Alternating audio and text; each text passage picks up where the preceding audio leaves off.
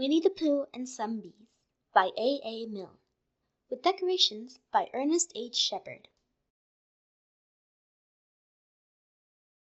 Here is Edward Bear, coming downstairs now, bump, bump, bump on the back of his head, behind Christopher Robin. It is, as far as he knows, the only way of coming downstairs, but sometimes he feels that there really is another way, if only he could stop bumping for a moment and think of it. And then he feels that perhaps there isn't. Anyhow, here he is at the bottom and ready to be introduced to you. Winnie-the-Pooh. When I first heard his name, I said, just as you are going to say, but I thought he was a boy. So did I, said Christopher Robin. Then you can't call him Winnie. I don't. But you said, he's Winnie-the-Pooh. Don't you know what "der" means? Ah, yes, now I do, I said quickly. And I hope you do too, because it is all the explanation you are going to get. Sometimes Winnie-the-Pooh likes a game of some sort when he comes downstairs. And sometimes he likes to sit quietly in front of the fire and listen to a story. This evening, what about a story? Said Christopher Robin. What about a story? I said. Could you very sweetly tell Winnie-the-Pooh one? I suppose I could, I said. What sort of stories does he like? About himself, because he's that sort of bear. Oh, I see. So could you, very sweetly? I'll try, I said. So I tried. Once upon a time, a very long time ago now, about last Friday, Winnie-the-Pooh lived in a forest all by himself under the name of Sanders. What does under the name mean? Asked Christopher Robin. It means he had the name over the door in gold letters and lived under it. Winnie-the-Pooh wasn't quite sure, said Christopher Robin. Now I am, said in a growly voice. Then I will go on, said I. One day, when he was out walking, he came to an open place in the middle of the forest, and in the middle of this place was a large oak tree. And from the top of the tree there came a loud buzzing noise. Winnie-the-Pooh sat down at the foot of the tree, put his head between his paws, and began to think. First of all, he said to himself, that buzzing noise means something. You don't get a buzzing noise like that, just buzzing and buzzing without its meaning something. If there's a buzzing noise, somebody's making a buzzing noise. And the only reason for making a buzzing noise that I know of is because you're a bee. Then he thought another long time and said, and the only reason for being a bee that I know of is making honey. And then he got up and said, and the only reason for making honey is so that I can eat it. So he began to climb the tree. He climbed and he climbed and he climbed, and as he climbed, he sang a little song to himself. It went like this. Isn't it funny how a bear likes honey? Buzz, buzz, buzz. I wonder why he does. Then he climbed a little further, and a little further, and then just a little further. By that time, he had thought of another song. It's a very funny thought that, if bears were bees, they'd build their nests at the bottom of trees. And that being so, if bees were bears, we shouldn't have to climb up all these stairs. He was getting rather tired by this time, so that's why he sang a complaining song. He was nearly there now, and if he just stood on that branch, crack! Oh, help! Said Pooh, as he dropped 10 feet on the branch below it. If only I hadn't, he said, as he bounced 20 feet onto the next branch. You see what I meant to do, he explained, as he turned head over heels and crashed onto another branch 30 feet below. What I meant to do Of course it was rather, he admitted, as he slithered very quickly through the next 6 branches. It all comes, I suppose, he decided, as he said good-bye to the last branch, spun round 3 times, and flew gracefully into a gorse bush. It all comes down to the liking of honey so much.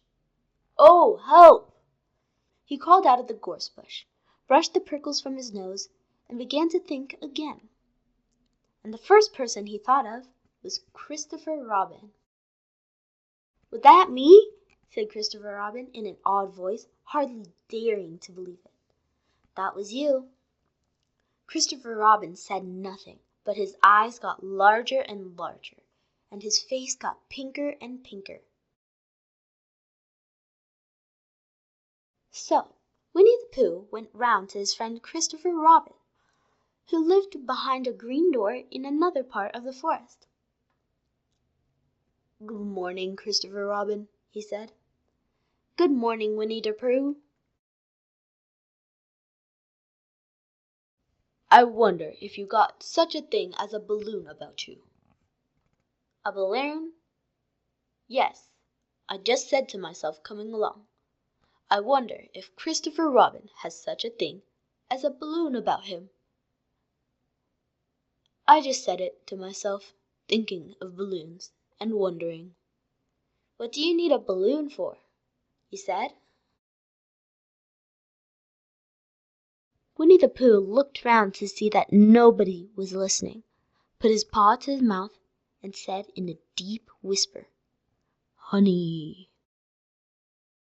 "But you don't get honey with balloons." "I do." "Well, it just happened that you had been to a party the day before at the house of your friend Piglet, and you had balloons at the party. You had had a big green balloon, and one of Rabbit's relations had a big blue one, and had left it behind, being really too young to go to a party at all. And so you had brought the green one and the blue one home with you." "Which one would you like?" you asked Pooh. He put his head between his paws and thought very carefully. "It's like this," he said. "When you go after honey with a balloon, the great thing is not to let the bees know you're coming. Now if you have a green balloon, they might think you were only part of the tree and not notice you. But if you have a blue balloon, they might think you are only part of the sky and not notice you. And the question is, which is most likely?"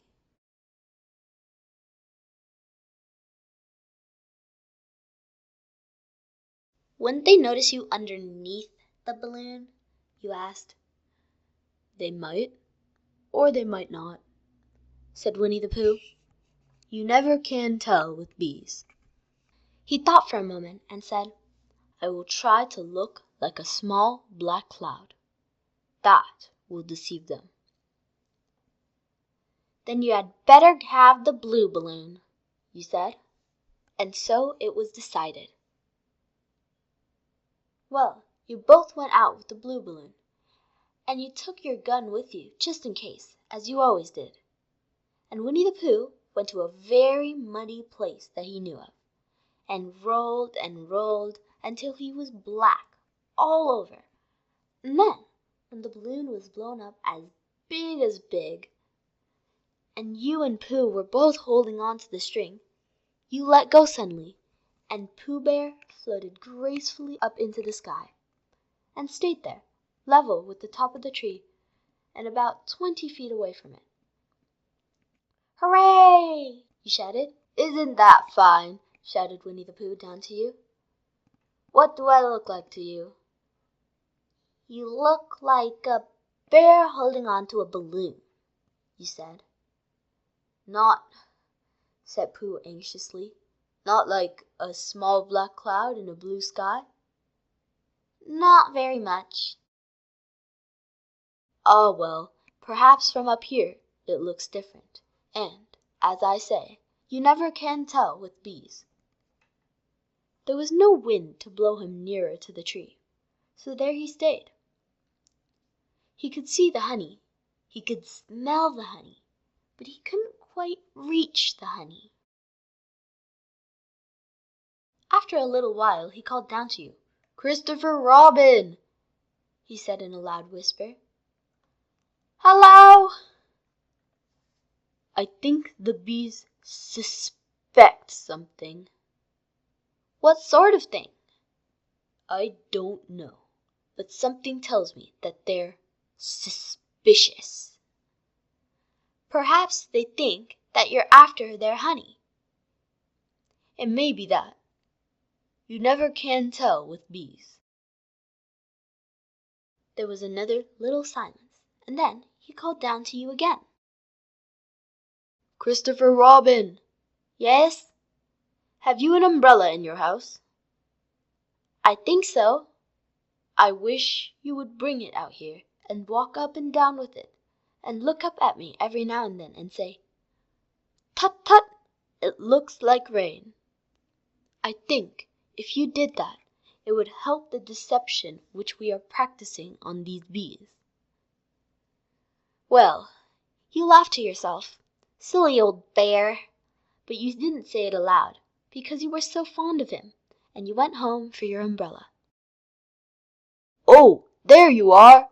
called down Winnie-the-Pooh, as soon as you got back to the tree. "I was beginning to get anxious.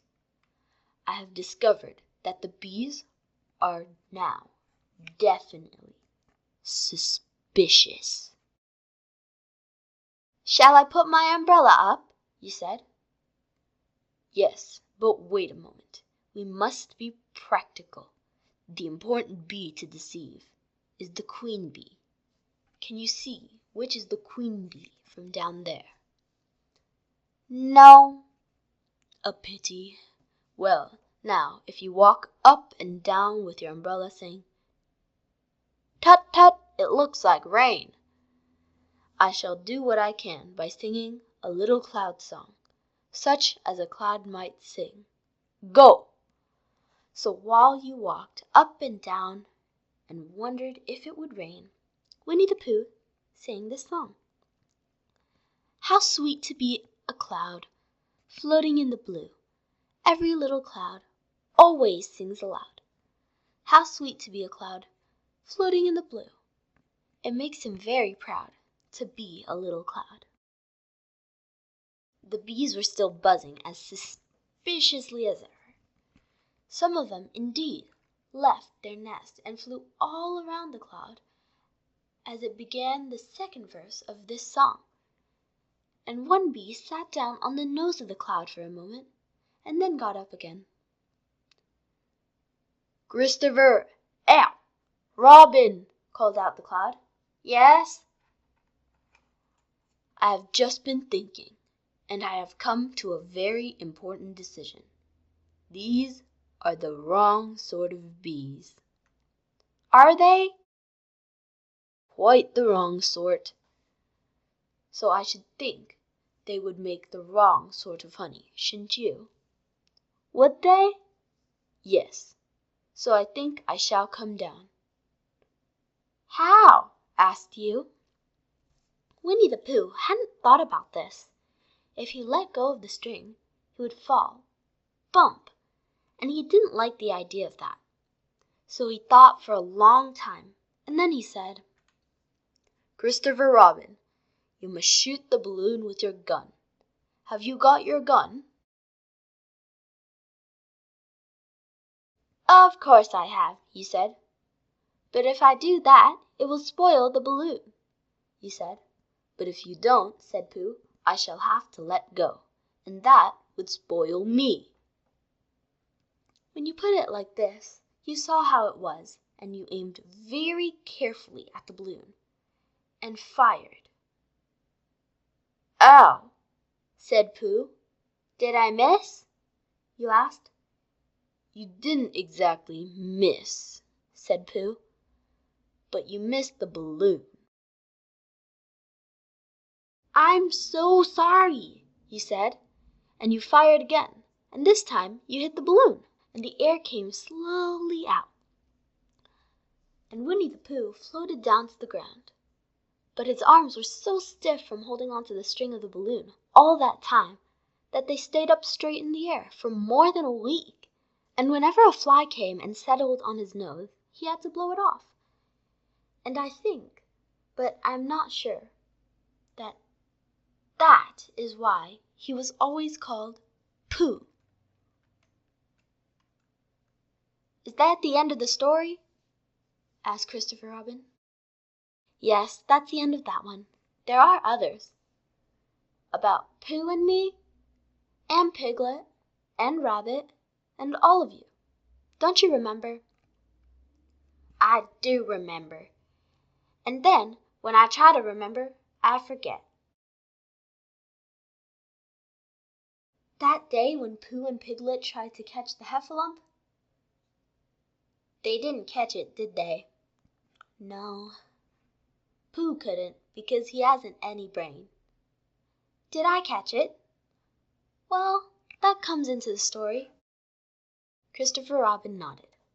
"I do remember," he said. "Only Pooh doesn't very well, so that's why he likes having it told to him again. But then it's a real story and not just a remembering." "That's just how I feel."